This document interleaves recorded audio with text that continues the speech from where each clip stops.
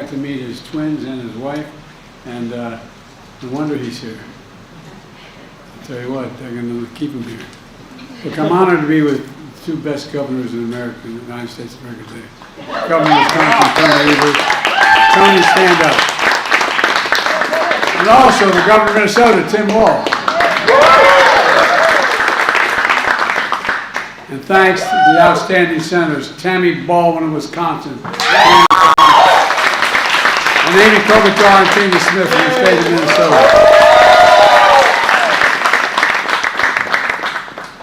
If I have all three of them on my side, I don't worry about anything. And two great mayors, Mayor Payne of Superior, Wisconsin, and Mayor Meyer of Duluth, Minnesota. Stand up, guys.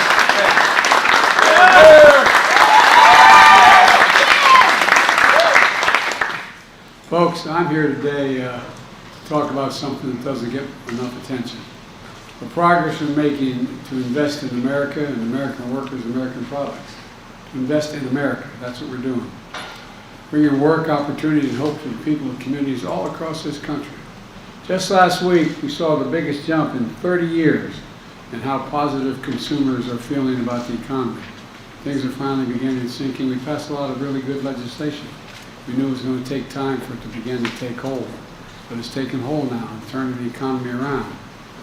We also just learned that America filed 16 million new business applications since I became president. That's a record. The reason I'm mentioning it, when someone files for new business, it's an example of hope, something they believe in. They believe that they can get something done, and a consequence. You know, and Tim's business right here is that act of hope as well, started a while ago. And just today we learned the economy of the United States grew by 3.1% last year. I don't want to bore you with all the detail, but you know, the experts from the time I got elected were insisting that the recession was just around the corner. Every month there was going to be a recession. Well, you know, we've got really strong growth. Listen to this. Here's this morning's headlines from the Wall Street Journal and other papers. Quote, U.S. shatters expectations. Second headline, the U.S. economy boomed in 2023.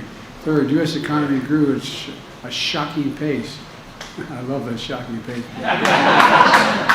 Well, my favorites from the Wall Street Journal. Quote, what recession? Growth ended accelerating in 2023. Folks, and by the way, the economic growth is stronger than we had during the Trump administration. My predecessor recently said he was actually hoping for the economy to crash. His quote, hoping for the economy to crash. Can you believe it? Well, he said he's hoping because he hopes it happens soon while I'm still president. That's what he's hoping for. Well, thanks to the American people, America now has the strongest growth, the lowest inflation rate of any major economy in the world. It's because of you. We obviously have more work to do, but we're making real progress, building an economy from the middle out and the bottom up and not the top down. I was raised in a household where we had 3 bedrooms. That was a nice home, 3 bedroom, split level home, and a new development of 40 homes in suburbia with four kids and a grandpa living with us. And but that trickle down economics didn't trickle down much on my dad's kitchen table. Because when we work from the middle out and the bottom up, the poor have a shot, the middle class does really well, and the wealthy still do well. But everybody gets a shot. We all do well. You know, as the Secretary of Treasury, Janet Yellen, just said today, and I quote, the story of the middle class is not separate from the state of the economy. It's at the heart of it. And I mean workers across industries and occupations, from firefighters and nurses to factory workers. That's the middle class. At least that's where I come from. That's what it's all about. So I'm here to announce more progress that shows that we can get big things done in America. We start believing in ourselves again. We start investing in America again. Folks, look, our infrastructure used to be the best in the world, rated the best in the world. But over a period of time, we stopped investing in America. We stopped it. We stopped investing in ourselves. And we slipped. We're now ranked the 13th best infrastructure in the world. The United States of America, number 13 in the world. How in God's name can we have the strongest economy in the world if we don't have the strongest and best infrastructure in the world? It's not possible. So we're determined to turn that around. We were determined to turn that around in a big way. And that's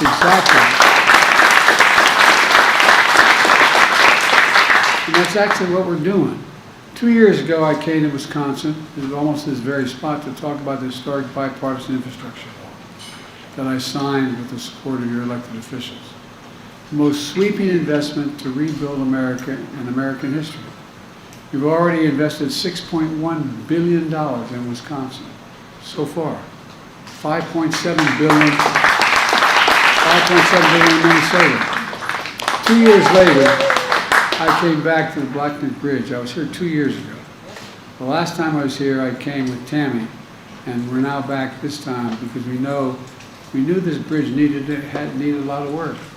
Tammy didn't let me forget that either.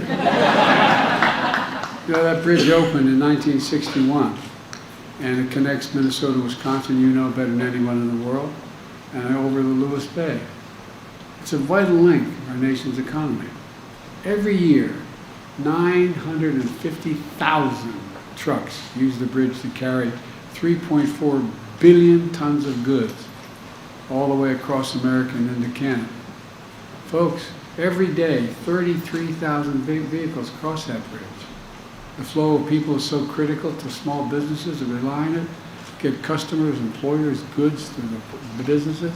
It's critical. And local businesses like this brewery at the base of the bridge, think what Tim just told us. Tim's family's been here for 4 generations. His great-grandparents moved here from Scandinavia to build a bakery just 4 blocks from here. And as Tim just said, the bridge is critical to his business, his workers, his customers, and the entire local economy.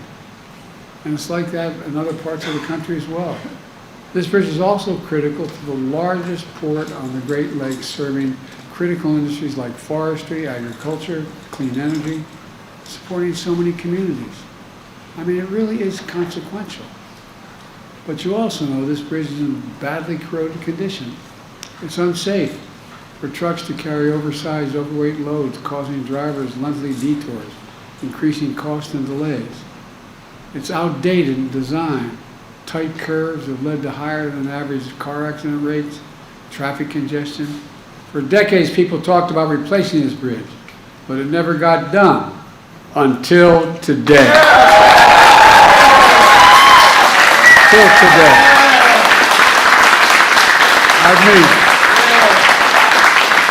I'm proud to announce $1 billion from the bipartisan infrastructure law will be used to build this new bridge.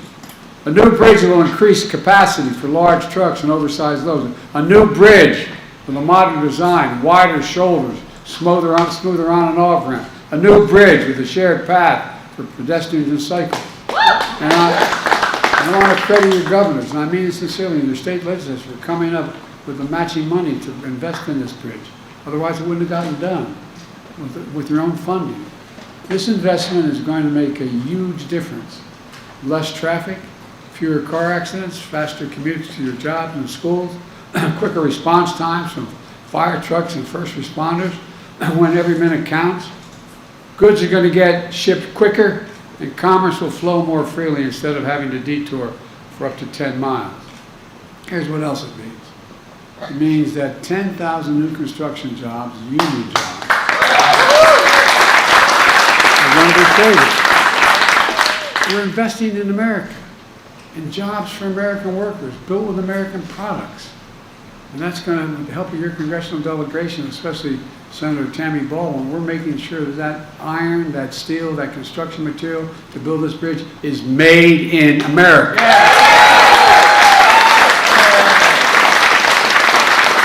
This funding is part of a larger $5 billion investment led by the Department of Transportation for 37 major projects across America, including bridges, highways, ports, airports. To date, 40,000 infrastructure projects have been announced all across America. And with the support of these great governors and congressional delegation, we're doing other big things. For example, we're making sure every American, including all of you here, have access to affordable high-speed internet. Yeah. I want to thank Amy for her leadership in this issue. She's been relentless. High-speed internet is essential to today's economy. It's as essential as electricity was when Franklin Roosevelt was president. Not a joke. That's why nearly a century ago, Franklin Roosevelt signed the Rural Electrification Act. I know this sounds like it doesn't matter, but it matters a great deal. He signed it to bring electricity to nearly every home and farm in America because it became essential, an essential part of the economic growth of the country, an essential way to access to modern life. And so is high-speed internet today. In Wisconsin and Minnesota, we're investing $2.5 billion, $2.5 billion in high-speed internet. And we're going to save more than 600,000 families in these two states up to $30 a month in internet bills.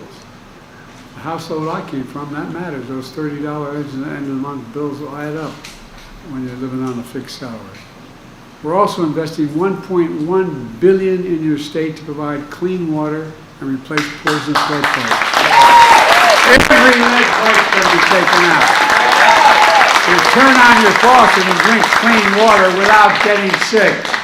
A recent study shows that reducing lead exposure for children has the same effect on a student's test scores as reducing the size of a class they're in from 22 to 15. 1/10 the cost of this. It matters. It affects the ability of the brain to function. That's why we're going to eliminate every single lead pipe in America, and I promise you that. We got the money to do it.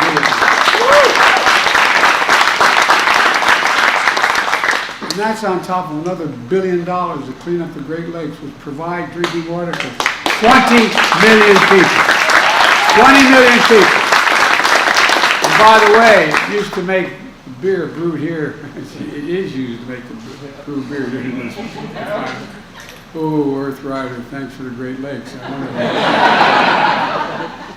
What we're doing in Wisconsin and Minnesota is just one piece of a much bigger story.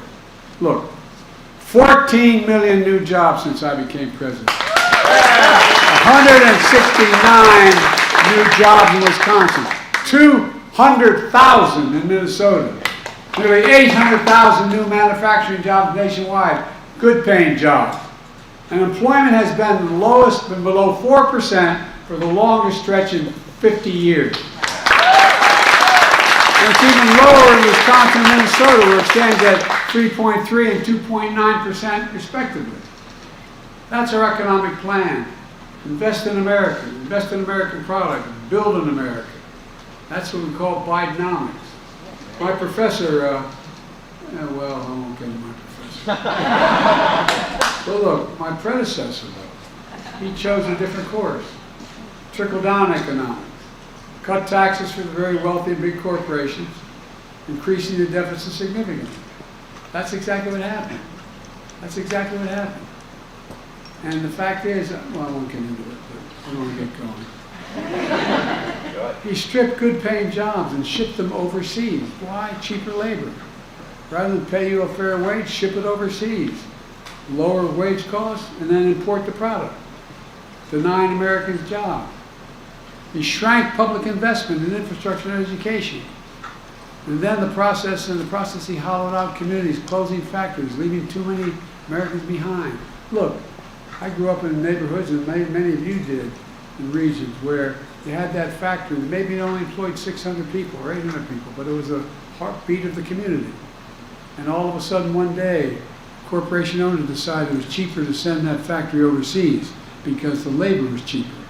So closed the factory, sent it overseas, imported the product from overseas, paid more money for it, and they didn't have to pay as much in labor. That's what happened. That's how we began to hollow out American labor, for real. Not a joke.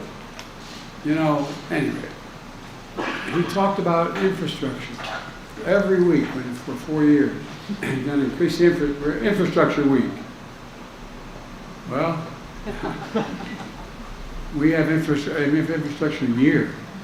He didn't get, on my watch, instead of infrastructure week, America's having an infrastructure decade. We're rebuilding factories and jobs are coming back to America. For example, You know, when we, you know, a little computer chip that everybody needs for everything from your watch to your automobile. Well, guess what? We invented them. We made them more sophisticated. We used to have 40% of the market, and all of a sudden we have nothing. You know that, and so guess what? I got in a plane and went to South Korea. My staff went, what the hell I was doing? I talked to the leader of South Korea. I said, you have a thing called Samsung. You make a lot of these computer chips. Come to America. Well, not only they, but a total of $50 billion is coming to America, building factories in America. In America. There's a place just outside of Columbus, Ohio. They're called the Field of Dreams. They're building 2 of these fabs, they call it, factories. They're like gigantic football fields. And guess what? They hire a whole hell of a lot of people. Not only building the facility, but working there. You know what the average salary is? $110,000 a year, and you don't need a college degree to have a job. The Midwest is coming back. And these senators right in front of you, they delivered. Amy delivered. Tammy delivered. Tina delivered. I mean it sincerely. You, the American people, support it. Now, I worked with some Republicans to get the bipartisan law done. And it got done. But I'm sorry to say the vast majority voted against it. But you know what? That's okay. Because we're building projects everywhere, no matter whether they voted for it or not. I promise to be a president for all Americans, whether you voted for me or didn't vote for me. Folks, we have more work to do. For example, does anyone think that the tax code in America is fair? Raise your hand if you think the tax code is fair. In 2020, 55 of the Fortune 500 corporations paid 0 in taxes. 0 in taxes. You may have heard me harp on this for a while. Federal taxes on $40 billion in profit, they paid 0 cents. Not anymore. What I was able to do is provide for funding all these programs by signing getting past the tax of just 15%. You pay more than that. Just get up to 15%. 15% tax on these 50 corporations, making $40 billion. And guess what? As a consequence, we can pay for so many of these investments we're making all across America without the deficit. And we still brought the deficit down by $7 billion. Look, we have to do more. One of the other things that I want to mention, you know, I've been, I'll say this politely, for my entire career I have been going after the pharmaceutical corporations. Pharmaceutical corporations in America are the best in the world. They make the best product. Whatever prescription you may be taking out, if I take that prescription for you, we're going to fly to Toronto, Canada, London, England, Brazil, anywhere in the world, I will get that prescription by the same company filled for anywhere from 1/3 to 1/2 the cost. We get charged more than any other country in the world. Not a joke. And you pay for it, not only in your prescription, but you pay for it because Medicare pays for a great deal of it. So I've been pushing to let Medicare negotiate and save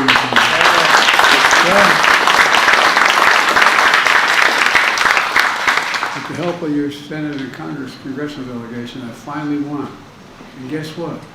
Any of you, I'm not asking you to raise your hand, but you know anybody who has a problem with diabetes, needs insulin? Well, it used to be the average cost of that insulin shot a year on a monthly basis was closer to $400. Now they cannot charge more than $35. Yeah. And by the way, they're still making 350% profit. It costs $10 to make it. $10 to make it. And the guy who invented it didn't even want a patent on it because he thought it should be available to everyone. I can take you down the list. And beginning in 2025, guess what else happens? Anybody, if you know, have parents or grandparents who are taking a cancer drug, they may be paying anywhere from $6,000 to $13,000 a month for that drug. They can't do it. And guess what? No senior is going to have to pay, no matter how many drugs they have to take, more than $2,000 a month, period. Period. And they're still going to make money. They're still going to make money. And folks, I was told that that's an awful thing to do, man. It's a terrible thing to do. Guess what? Not only is it saving the individual money, it means you as taxpayers are paying billions of dollars less per month because you don't have to spend that money on Medicaid. You don't have to spend that money on Medicaid because it's a fair price. We get thousands. Look, we now have, before the recession, before the pandemic, we had about 700 billionaires in America. There are 1,000 billionaires now. You know what their average tax rate is? 8%. Raise your hand if you want to trade your tax rate now for 8%. No, I'm not joking. I'm being deadly earnest. It sounds like I'm making this up. 8% what they pay. That's why I proposed the billionaire minimum tax of 25%. That's not even top rate.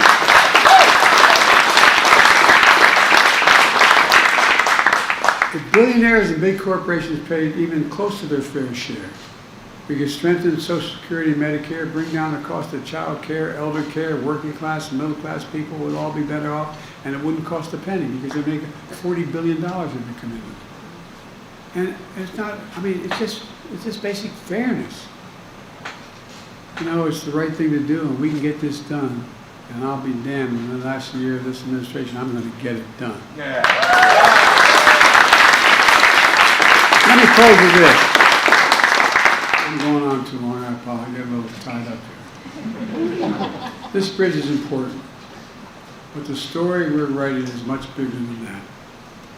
When you see the shovels in the ground and cranes in the sky, and people hard at work in these projects, I hope you feel this renewed sense of pride. Pride in your community. Pride in what we can do. Pride in America. Pride knowing we can get big things done still together in America. We're the only country in the world that's come out of every crisis we've gotten into stronger than we went in. Not a joke. The only country in the world. For God's sake, this is the United States of America. The United States of America. And the real heroes in this whole story, the American people are starting to speak up. American workers, American people doing the work to bring communities back to the country in ways that was before in the future. That's what America does. That's why I've been never more optimistic about the future. You just remember who in God's name are with the United States of America. And there's nothing beyond our capacity when we do it together. Let's start working together for God's sake. God bless you all.